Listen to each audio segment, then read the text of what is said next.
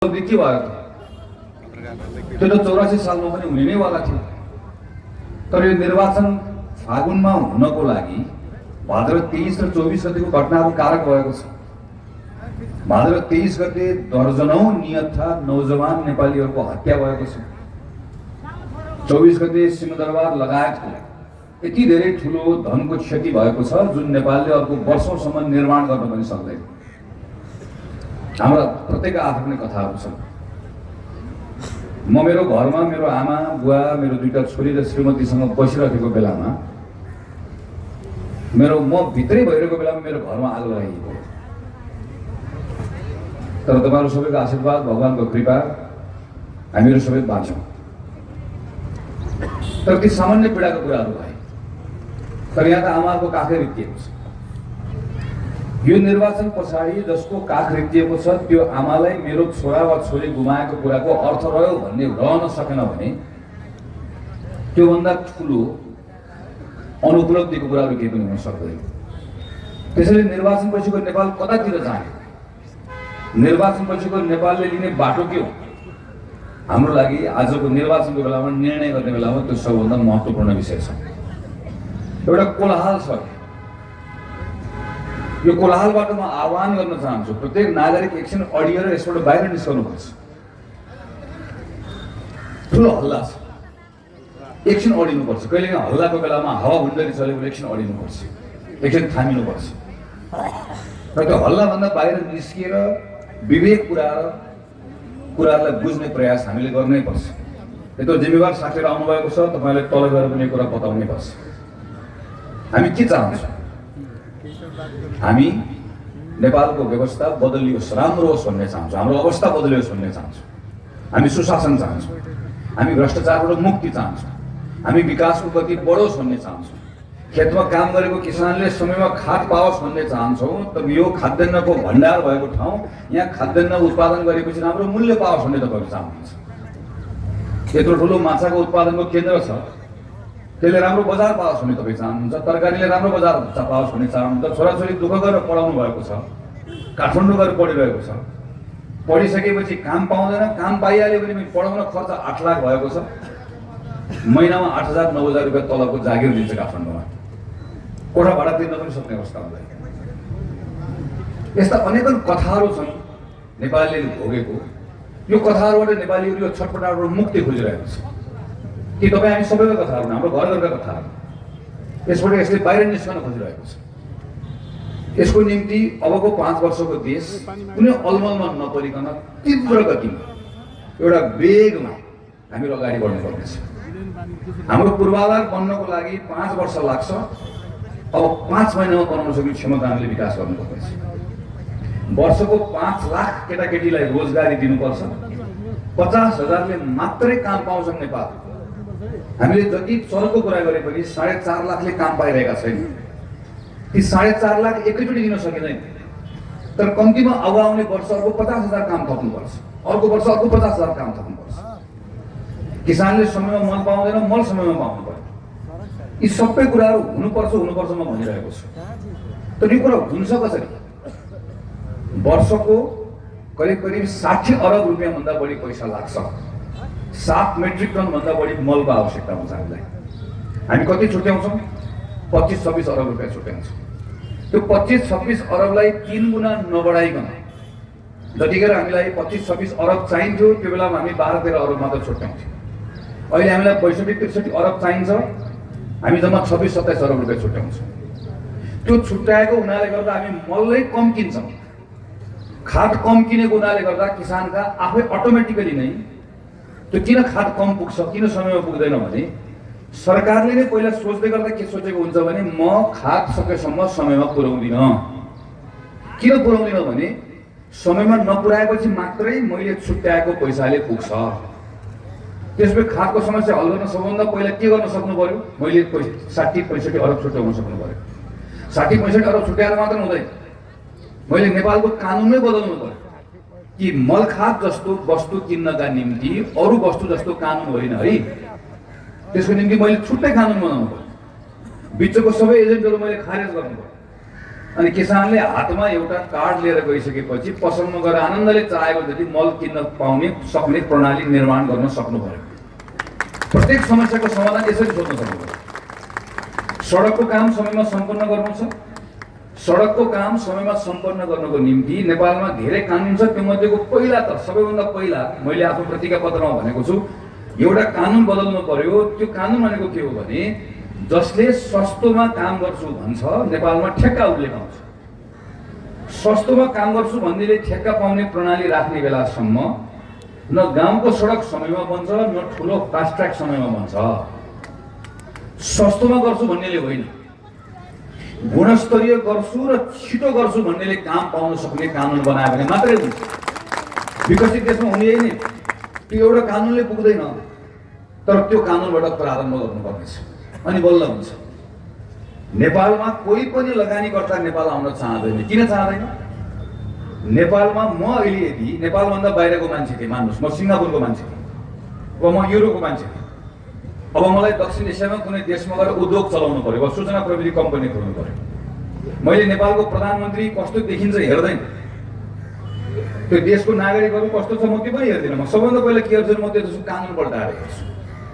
त्यो देशमा लगानी गरिसकेपछि मैले नाफा कमाउन सक्छु कि सक्दिनँ? नाफा कमाएपछि नाफा फिर्ता लान सक्छु कि सक्दिनँ?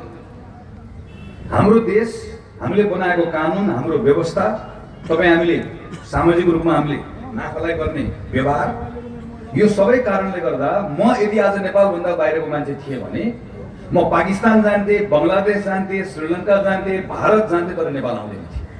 किन? नेपाली मन नपरेर होइन। म कतारमा काम कम्पनी खोलेँ भने चाहिँ नेपालीलाई गएर काम लगाउँथेँ। नेपाली इमान्दार छन्, मेहनती छन्, तर त्यही नेपालीलाई काम लगाउन म नेपालमा आएर कम्पनी खोल्दिनँ थिएँ, किनकि नेपालको कानुनले मलाई राम्रोसँग नाफा कमाएर लिएर जान दिँदैन। अब त्यो नाफा कमाएर लिएर जाने कुरा भारतमा लगानी गर्नुभन्दा, बङ्गलादेशमा लगानी गर्नुभन्दा, चीनमा लगानी गर्नुभन्दा, चीन त छोडिदिनु, श्रीलङ्कामा लगानी गर्नुभन्दा नेपालमा लगानी गर्दा ठिक छ भन्ने नबनाउने बेलासम्म नेपालमा लगानी गर्ने मान्छे आउँदैन। नेपालमा लगानी गर्ने मान्छे नआएपछि अनि महिनाको राम्रो आम्दानी हुने चाहिँ सृजना कसरी हुन्छ? कसरी रोजगारी सृजना हुन्छ? त्यो काम गर्नुपर्ने हो। अहिले मैले प्रतिज्ञा पत्रमा सार्वजनिक गरेको छु कि वर्षको 10 लाख रुपियाँ कमाउने नेपालीले 1 रुपियाँ पनि कर तिर्नु पर्दैन। हेर्दा 1 रुपियाँ पनि तिर्नु पर्दैन, अर्थात् महिनाको 80-50 हजार रुपियाँ तपाईँको आम्दानी छ भने तपाईँले 1 रुपियाँ तिर्नु पर्दैन। सट्ट सुन्दै गर्दा त सरकारको ढुकुटीमा कर नतिरेर हुन्छ भनेको जस्तो लाग्छ, तर जब तपाईँ मध्यम वर्गले कर तिर्नु नपर्ने कुरा भएपछि बल्ल उसले खर्च गर्छ। त्यो खर्च गरेपछि त्यो तलसम्म झरेर जान्छ अनि बल्ल पो हाम्रो अर्थतन्त्र अलिकति चलायमान हुन्छ। वैदेशिक रोजगारीमा जाने मान्छेले, म यो लालबन्दीमा बसेको छ, बैलवासमा बसेको छ, या कुनै पनि ठाउँमा छ, उसले सोच्यो म वैदेशिक रोजगारमा जानुपर्ने हो भनेपछि एउटा चक्रको कल्पना गरेका छौँ। उसले सोचिसकेपछि उसले ईश्वरपुरको नगरपालिकैबाट त्यहाँबाट अनिवार्य परामर्श सेवा पाउनुपर्छ। उसले पासपोर्ट मात्र बनाएर हुँदैन, उसको हातमा 2टा पासपोर्ट हुनुपर्छ। एउटा नेपालको पासपोर्ट, अर्को सिपको पासपोर्ट। उसँग अनिवार्य सिपको पासपोर्ट हुनुपर्छ। त्यो सिपको पासपोर्ट ब्याङ्कमा राखिसकेपछि उसले बिना धितो उसले सहुलियतको ऋण पाउँछ। साउबाट 1 रुपियाँ लिनु पर्दैन। त्यो लिएर ऊ बाहिर काम गर्नु पर्छ। बाहिर काम गर्न गएपछि उसको त्यहाँभित्र बसेको दूतावासले सम्पूर्ण कुराको जिम्मा त्यो सरकार, उसको अभिभावकको जिम्मा लिनुपर्छ। र 5 वर्ष 7 वर्ष काम गरेर ऊ नेपाल फर्कँदै गर्दा परिवारको सानो घर बनाउला, छोराछोरी पढ्न खर्च गर्ला, तर नेपाल फर्केर आइसकेपछि कि उसको कुनै हाइड्रो पावरमा, जलविद्युत आयोजना कि कुनै कम्पनीमा 2 पैसाको भए पनि उसको सेयर कायम भएकै हुनुपर्छ। जसले गर्दा फर्केर आएको एउटा मजदुरले नेपाल फर्किसकेपछि ऊ कुनै न कुनै कुराको मालिक हुनैपर्छ। त्यो हुन सकेन भने वा चाहेन भने उसले 50 लाख रुपियाँसम्मको बिना धितोको उसले काम गर्नका निम्ति उसले सहुलियतमा ऋण प्राप्त गर्नुपर्छ। अनि पो एउटा मान्छे एकचोटि विदेश काम गर्न गयो भने, एकचोटि गए 3-4 वर्ष गए, अब कहिले जानु पर्दैन भन्ने सोच राखेर गयो भने उसले देशलाई गाली गर्दैन, धिक्कार्दैन, अनि पो एउटा अवस्था बन्छ। यो 5 वर्षका कामहरू यी कामहरू हुन् जसमा हामीले मेहनत गर्नुपर्छ, काम गर्नुपर्छ। तर यो छलफल कहाँ गर्न पाइएको छ? यो बहस कहाँ गर्न पाइएको छ? म अहिले चुनावको बेलाको र्यालीहरू हेरिरहेको छु, यहाँ पनि अस्ति र्यालीहरू भयो। बडो सजिलोसँग छ। लौ न यो विषयमा छलफल गरौँ, कुराकानी गरौँ, बहस गरौँ। म यो कुरा भनिरहेको छु। तर यो भन्दै गर्दाखेरि बडो सजिलो छ। धारे हात लगाएर छलफल किन गर्ने, छलफल किन गर्ने, छलफल किन गर्ने। हामी नयाँ राम्रो, तिमीहरू पुरानो खत्तम। एउटाले त्यति भन्दै सजिलो भयो। हिजो 2064 सालमा ठ्याक्कै त्यस्तै अवस्था थियो। म देशभरि घुम्थेँ। त्यो बेलामा लौ न छलफल गरौँ, बहस गरौँ भनेर कुराकानी गऱ्यो भने बहसै गर्नु पर्दैन। भित्तामा लेखेको थियो नयाँ नेपाल बनाउने, नयाँ नेपाल बनाउने भने यता पनि नयाँ नेपाल, उता पनि नयाँ नेपाल। यस्तो चर्को भाषण हुन्थ्यो। यी विषयहरूमा कुरा गर्न खोज्थेँ म। कोही कुरा सुन्दैन थियो। नयाँ नयाँ नयाँ नयाँ भन्यो, देखियो नयाँ सबले हेऱ्यो नयाँ, सबले थाहा पाइयो। त्यसैले मेरो तपाईँहरू सबैसँग आग्रह छ, यो 5 वर्षको समय नेपालले खेर फाल्नु हुँदैन। 74 सालपछिको 6 वर्षको समय खेर गएको छ र यसको कसैलाई दोष दिएर उम्कन पाउँदैन। पानीमाथि ओभान कोही नभए हुन्छ। यो बिचमा हामी सबै सरकारमा गएका छौँ। काङ्ग्रेस, एमाले, माओवादी, राष्ट्रपति सरकारमा गएन। योभन्दा अघिल्लो पटक प्रचण्डजी प्रधानमन्त्री हुँदै गर्दा राष्ट्रपाले सरकारमा जाने म्यान्डेट पाएको थिएन नि, तर गयो नि। माओवादीले प्रधानमन्त्री चलाउने म्यान्डेट पाएको थियो, 32 सिट ल्याउँदै गर्दा बनायो नि। अनि काङ्ग्रेस र एमाले दुईटा ठुलो पार्टी मिलाएर सरकार बनाउनुहुन्थ्यो, हुँदैन थियो नि त, हामीले बनायौँ नि। हामी सबैले गल्ती कमजोरी गरेका छौँ। हामी सबलाई सरकारमा जानु पर्यो, सबलाई मन्त्री प्रधानमन्त्री भइहाल्नु पर्यो। यो अध्याय सकियो। अब एउटा नयाँ अध्याय प्रारम्भ भयो। यो अध्यायमा मेरो अब लामो कुरा छैन, समयले साथ दिएको छैन। अरू बेला कुराकानी गरौँला। खालि यति मात्र कुरा भन्छु, यो 5 वर्ष देशमा जसले गाडी हाँक्ने हो उसले अत्यन्त तीव्र गतिमा गाडी हाँक्नुपर्छ। हिजोको गतिले हुँदैन, पटक्कै हुँदैन। तीव्र गतिमा गाडी हाँक्दै गर्दा तर ख्याल के गर्नुपर्छ, दुर्घटना हुन पनि सक्छ। त्यसैले गाडी हाँक्नु पनि छ, तीव्र गतिमा हाँक्नु पनि पर्नेछ, तर सँगसँगै सुझबुझ पनि चाहिएको छ, सँगसँगै धैर्यता पनि चाहिएको छ, सँगसँगै विवेक पनि पुर्याउनु पर्नेछ। दायाँबाट यताबाट तीव्र गतिमा जाँदै गर्दा उताबाट गाडी आयो कि भनेर ख्याल गर्नुपर्छ, उकालो ओह्रालो थाहा पाउनुपर्छ। स्पिड चाहिएकै छ, तर एक्सिडेन्ट नहुने स्पिड चाहिएको छ। नेपाली काङ्ग्रेसले आज गर्ने ग्यारेन्टी यति नै, यो 5 वर्ष नेपाल स्पिडमा जान्छ, तर एक्सिडेन्ट नभइकन जान्छ। विदाउट एक्सिडेन्ट पनि एक्सिडेन्ट हुन गाह्रो छैन। हेर्नुहोस्, अस्ति भर्खर होइन हामीले मधेस आन्दोलन देखेको, कति समय भयो, तपाईँले सबैले देख्नु भएको छ भोगेको। अस्ति भर्खर होइन हामीले माओवादीको त्यत्रो ठुलो विद्रोह देखेको, भोगेको। हामी कति थरीका मान्छे छौँ यहाँ। त्यो गाडी बेगले कुद्दै गर्दा त्यो गाडीमा सबैले चढ्न पाएन भने गाडी त फेरि लड्छ। त्यहाँ मधेस पनि हुनु पर्यो, पहाड पनि हुनु पर्यो, त्यहाँ हिन्दू पनि हुनु पर्यो, मुस्लिम पनि हुनु पर्यो, त्यहाँ थारू पनि हुनु पर्यो, मगर पनि हुनु पर्यो, त्यहाँ सबै थरी मान्छे हुनु पर्यो। त्यहाँ लिम्बू पनि हुनु पर्यो, तामाङ पनि हुनु पर्यो, पहाडबाट आएका मान्छे पनि हुनु पर्ला नि त। तर हामी निर्वाचन जित्नको लागि बडो हेर्नुहोस् त, मैले यसपालिको छलफल बहस हेरिरहेको छु। मलाई बडो सजिलोसँग यहाँबाट साथीहरूले आएर भनिदिनु हो, यो काठमाडौँबाट आएको मान्छे, बाहिरबाट आएको मान्छे, यसलाई हराएर पठाउनुपर्छ। एकछिन रमाइलो पनि भयो होला, ताली पनि बज्यो होला। तर हामी चुनाव जित्नको लागि यति सजिलोसँग भित्र बाहिरको बनाउँछौँ भने अनि भोलि देश चलाउने बेलामा चाहिँ को भित्रको को बाहिर। म त के भन्छु भने, मलाई तपाईँले शम्भुलाल श्रेष्ठ निर्वाचित गरेर पठाउनु भयो, काङ्ग्रेसले बहुमत प्राप्त गर्यो, म प्रधानमन्त्री बने। मलाई त डे 1बाट पहिलो दिनबाटै एमाले चाहिन्छ, मलाई त माओवादी चाहिन्छ, मलाई त जसपा चाहिन्छ, मलाई त राष्ट्रपति चाहिन्छ, मलाई त सबै चाहिन्छ। किन चाहिन्छ भने मैले जे सङ्कल्प प्रतिज्ञा गरेर आएको छु त्यो प्रतिज्ञा पुरा गर्नको लागि मलाई पहिलो काम मैले संविधान संशोधन गर्नुपर्छ। अनि मैले संविधान संशोधन गर्न मलाई सबै पार्टी चाहिएन, मलाई प्रदेशको सरकार चाहिएन। मलाई त 6743 वटा वडा अध्यक्षको मन जितेर त्यो वडा अध्यक्षलाई पनि राम्रो काम गराउनु पर्नेछ। यही मधेसमा हेर्नुहोस् त, अख्तियार दुरुपयोग अनुसन्धान आयोगमा परेको भ्रष्टाचार मुद्दा मध्येको सबैभन्दा बढी मुद्दा मधेसको छ। त्यो मुद्दा मध्येमा पनि 65% स्थानीय तहको छ। अनि मैले देशमा भ्रष्टाचार निर्मूल गर्छु भन्दै गर्दा मैले स्थानीय तहलाई पनि भ्रष्टाचार निर्मूल गर्ने अभियानमा सँगै लान सकिनँ भने कसरी निर्मूल हुन्छ? अनि मैले भित्र बाहिर पुरानो नयाँ भनेर हुन्छ। पुरानो नयाँको परिभाषा के हो? हामी सबै पुरानो हुन्छौँ, हामी सबै नयाँ सधैँ पुरानो हुन्छ। एकपटक पुरानो हुन्छ, फेरि नयाँ हुन्छ। पुरानो नयाँको परिभाषा त के रहनुपर्छ समाजमा छलफलमा पनि भने समाजमा नयाँ नयाँ समस्या आउँछ। त्यो समस्यालाई हल गर्न सक्ने क्षमता योग्यता त्यो राजनीतिक शक्तिले राख्छ कि राख्दैन, त्यो महत्त्वपूर्ण कुरा राख्छौँ हामी यो संविधानलाई पनि जोगाउँछौँ, संविधानभित्र सुधार्नुपर्ने कुरा पनि सुधार्छौँ, हामी भ्रष्टाचारको सन्दर्भमा निर्मम हुन्छौँ। मैले भनेको छु पहिला सबैभन्दा पहिला हामी एउटा शक्तिशाली आयोग बनाउँछौँ। त्यो आयोगले 46 साल पछाडिको नेताहरूको सम्पत्तिको छानबिनबाट सुरु गर्छ। पहिलो छानबिन कसको हुन्छ? शेरबहादुर देउवाको हुन्छ। दोस्रो कसको हुन्छ? दोस्रो गगन थापाको हुन्छ। म पनि त मन्त्री भएँ, यसरी पो सुरु गर्नुपर्ने होला। अनि त्यसपछिको त्यसले विश्वासको वातावरण बनाउला। म चाहिँ असल तिमीहरू सबैलाई देखाइदिन्छु भनेर गरेर कसलाई देखाउनु? कहाँ पुगिन्छ यसमा?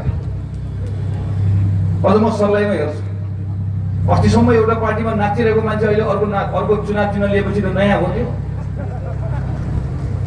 एकैचोटि नयाँ हो। त्यसरी यो भ्रमबाट बाहिर निस्कनुपर्छ। मेरो सबैलाई आग्रह छ, कन्दिने साथीहरू पनि आग्रह छ। यो 5 वर्षको कुरा हो। भोलि गएर सबैले पस्ताउनुपर्छ। सम्हाल्ने कुरा सजिलो छैन। त्यसैले मेरो काङ्ग्रेसको ग्यारेन्टी के हो? 5 वर्ष सुधार गर्छौँ तर सम्हालेर गर्छौँ, दुर्घटना हुन नदिकन गर्छौँ, सबैले प्राप्त गरेको हक अधिकारलाई जोगाएर गर्छौँ र अघि मैले भनेको जस्तो प्रणाली बनाएर गर्छौँ। प्रत्येक महिनाको पहिलो दिन प्रधानमन्त्रीले देशवासीको नाममा सम्बोधन गर्छ र उसले बताउँछ योजनाको बारेमा। 5 वर्षको योजना होइन, जम्मा 30 दिनको योजना। वैशाख 1 गते आउँछ, 30 दिनभित्र गर्ने कामको बारेमा बताउँछ। फेरि जेठ 1 गते आउँछ र 30 दिनभित्र गरेको काम मैले यो गरेँ, अबको 30 दिन यो गर्छु भन्छ। यसरी पो काम गर्नु। हेर्नुहोस् त, चुनावको बेलामा भ्याइ नभ्याइ छ, दौडे नमस्कार गरेको छ, हिँडेको छ, दिनमा 25 किलोमिटर 26 किलोमिटर। माला है, माला लगाइदियो कि लडाइदियो? म चाहिँ माला लगाउनलाई डर लाग्छ। यताबाट तान्ने छ, उताबाट तान्दै पनि हुन्छ भनेको छ, टाउको हल्ला छ, हिँडेको छ। अनि त्यो चुनाव सकिएपछि फेरि देशै परिबसेको छ। चुनावको बेलामा सबै उठाएको छ। देश त सधैँभरि चुनावको बेलाको जस्तै दौडेको युद्ध जस्तो काम गर्नु पर्यो नि त अहिले, वार फुटिङ। त्यसैले 1 महिनाको काम यो काम हो। तर त्यो काम सबैलाई मिलाएर गर्ने हो नि त, सबैलाई जोडेर गर्ने हो नि त, सबैलाई सँगै लिएर गएर गर्ने हो नि। यो प्रणाली स्थापित गर्नका निम्ति नेपाली काङ्ग्रेस पार्टीभित्र एउटा ठुलो परिवर्तन गरेर हामीहरू आएका छौँ। म युवा साथीहरूलाई पनि आग्रह गर्छु, सानोतिनो जोखिम उठाएर आएको होइन। म कहीँबाट भाद्र 23-24 को घटना भइसकेपछि म कहीँबाट भागेर आएको होइन। म त पार्टीभित्र विद्रोह गरेर बिहान महामन्त्री थिएँ, दिउँसो 5 वर्ष सदस्यबाट निकालिएको हुँ। तर पनि मैले आइहाल्छु भने, किनकि त्यो आवश्यक थियो। कोही नेताप्रतिको दुराग्रह राखेर गरेको होइन, मेरो सबैप्रति सम्मान छ। किन आवश्यक थियो भने बदल्न आवश्यक थियो, किनकि त्यो युवाहरूको सम्मानको लागि बदल्न आवश्यक थियो। उनीहरू के भनिरहेका थिए? हाम्रो पार्टीप्रतिको अविश्वास होइन, तिम्रो विचारमाथिको प्रश्न हो, तिम्रो कार्यशैलीमाथिको प्रश्न भनिरहेका थिए। कार्यशैली बदल्न आवश्यक थियो। तिम्रो कुरा सुनेर म पार्टी बदलेर आएको छु, तिमीले मलाई मत दिने कि नदिने भनेर मैले पनि तिमीलाई भन्न पाउँला नि त, मैले पनि कुरो राख्न पाउँला नि। त्यसैले मेरो आग्रह छ, यो ठाउँमा हाम्रो पार्टीको नेता शम्भुलाल श्रेष्ठ हामी उम्मेदवार बनाएर पठाएका छौँ। तपाईँले राम्रोसँग चिन्नु भएको छ। दुईटै कुरामा उहाँले त्यो भूमिका निर्वाह गर्न सक्नुहुन्छ। संसदमा, राष्ट्रिय राजनीतिमा, खास गरिकन मधेसको यो भेगका विषय मुद्दाहरूलाई उठाउने कुरामा पनि उहाँले आफ्नो भूमिका निर्वाह गर्न सक्नुहुन्छ। र सँगसँगै उहाँ स्थानीय माटोमा भिजेको यहाँको मान्छे हो। स्थानीय माटोमा भिजेको भएको हुनाले गर्दा उहाँले सँगसँगै के पनि गर्नु सक्नुहुन्छ भने तपाईँहरूको यहाँको मुद्दाहरूका सन्दर्भमा पनि तपाईँको यहाँको जुन विषयहरू छ, विकास निर्माणका विषयहरू छन्, मेरो टिमको एउटा दरो साथी बनेर उहाँले काम गर्नुहुन्छ भन्ने मलाई पूर्ण रूपमा विश्वास छ। त्यसैले मेरो सबै पार्टीका नेताहरू जुन मञ्चमा हुनुहुन्छ, तल हुनुहुन्छ, जम्मा 3-4 दिनको समय छ। तपाईँहरू सबैलाई मेरो आग्रह छ, सामाजिक सञ्जाल चलाउनुहोस्, लेख्नुहोस्, भन्नुहोस्। तर सामाजिक सञ्जालमा धेरै हल्ला हुन्छ र संसारभरिको निर्वाचनले के देखाउँछ? सामाजिक सञ्जाल जहिले पनि कसको पक्षमा हुन्छ भने जसले घृणाको आवाज बोल्छ। अहिले मैले यहाँ आएर कुनै नेतालाई चर्को गाली गरेँ भने त्यो बेलुका भाइरल हुन्छ। तर अहिले मैले अब कुरा गरेँ यसरी गर्नुपर्छ, कानुन बनाउनुपर्छ, यो गर्नुपर्छ भन्ने रुचि नै हुँदैन कसै। तर यो फ्याक्ट हो, संसारभरि। त्यसो गर्ने के हो त? गर्ने भनेको अब हात चलाएर धेरै फोन यसो चलाइराख्ने होइन, अब घोडा चलाउनु पऱ्यो। केही घोडा चलाएर घर घर जानु पऱ्यो, कोठा पुग्नु पऱ्यो, हात जोड्नु पऱ्यो, कुरा संवाद गर्नु पऱ्यो, कुराकानी हुनु पऱ्यो। किन नेपाली काङ्ग्रेस आवश्यक छ भन्ने कुरा बताउनु पऱ्यो। 5 वर्षको यो समय खेर सम्हाल्नको लागि आवश्यक छ। देश सम्हाल्ने पनि बदल्ने पनि यसको लागि आवश्यक छ। यो कुराकानी तल गएर तपाईँहरूले भन्नुपर्नेछ। म यही कुरा राख्छु। म आफै सरलाई उम्मेदवार भएर आएको छु एउटा ठुलो विश्वासको साथ। म घुमेँ, गाउँ गाउँ गएँ। मेरो लागि त यति ठुलो यो मैले कहिले कल्पना नगरेको विषय। म यहाँको दलितको बस्तीमा गएँ, मैले यसरी पनि बसोबास भइरहेको छ भन्ने कुराको मेरो अनुमानै थिएन। मैले सङ्कल्प गरेको छु मधेसभरि गर्ने हो। प्रारम्भ सर्लाहीबाट हुन्छ। सर्लाहीमा एउटा दलितको घर पनि त्यस्तो घर रहँदैन। एउटा पनि विपन्न वर्गको घर, चाहे त्यो सहनीको टोल होस्, चाहे त्यो मुसलमान, कसैको पनि रहँदैन। यहाँको शिक्षा मधेसै कति पछाडि छ, कति पछाडि छ शिक्षामा। मधेसभित्र पनि सबभन्दा पछि परेको जिल्लामा पर्छ सर्लाही। यहाँ भित्रमा पनि यहाँ यो मधेस 8 जिल्लामा पनि सर्लाही र रौतहटदेखि पछाडि छ। यहाँको एजुकेसनमा काम गर्नुपर्नेछ, यहाँको हेल्थमा काम गर्नुपर्नेछ। त्यो काम गर्दै गर्दा मैले क्षेत्र नम्बर 4 मा टुक्रोको काम गर्छु भनेर पाइँदैन। थुप्रै कामहरू मैले सर्लाही जिल्लाले एक मानेर गर्नुपर्नेछ। त्यसको निम्ति मलाई साथीहरू चाहिएको छ। तपाईँले पठाइदिनुपर्छ समुदाय श्रेष्ठलाई माथि, अनि बल्ल मैले एउटा टिम बनाएर काम गर्न सक्छु। त्यसैले मेरो एउटा विश्वासको साथ मेरो आफ्नो कुराहरू टुङ्ग्याउँछु कि तपाईँहरूले अरू बाँकी रहेका थप दिनहरू थप मेहनत गर्नुहुन्छ। भएका